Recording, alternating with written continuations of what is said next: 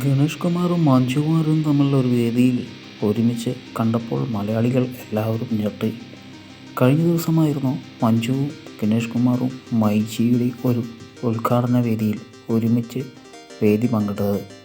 എന്നാൽ മാസങ്ങൾക്ക് മുമ്പ് തന്നെ ഗണേഷ് കുമാറും മഞ്ജുവും ഈ പരിപാടിയുമായി ബന്ധപ്പെട്ട് സംഘാടകരോട് വരാമെന്ന് അറിയിക്കുകയുണ്ടായി.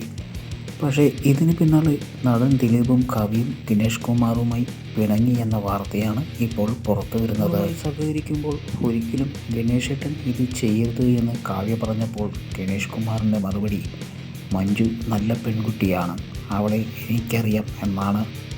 മാത്രവുമല്ല, ഒരുപാട് പേരിൽ നിന്നും എനിക്ക് കൂടുതൽ കാര്യങ്ങൾ അറിയാൻ പറ്റിയെന്ന് ഗണേഷ് കുമാർ തിരിച്ചടിച്ചതോടെ കാവ്യയ്ക്കും ദിലീപിനും ഗണേഷ് കുമാറിനോട് അകൽച്ച തോന്നാൻ കാരണമായി എന്നാണ് വാർത്തകൾ വരുന്നത്. വിവാഹത്തിന് മുമ്പ് തന്നെ ദിലീപും കാവ്യയും തമ്മിൽ പ്രണയമുണ്ടായിരുന്നു എന്ന വിവരം ഗണേഷ് കുമാർ വിശ്വസിച്ചിട്ടില്ലായിരുന്നു. എന്നാൽ ഇപ്പോൾ ഗണേഷ് കുമാറിന് ആ സംഗതികളെല്ലാം മനസ്സിലായി എന്ന വാർത്തയും പുറത്തു വരുന്നുണ്ട്. ഗണേഷ് കുമാർ ദിലീപിന് താക്കീത് നൽകി എന്ന വാർത്തയും പുറത്തു വരുന്നുണ്ട്.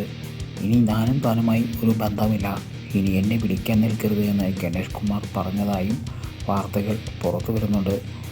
എന്തായാലും മഞ്ജുവുമായി വേദി പങ്കിട്ട ഗണേഷ് കുമാറിനോട് കാവ്യയ്ക്കും ദിലീപിനും വെറുപ്പ് തോന്നി എന്നുള്ളതാണ് സത്യം.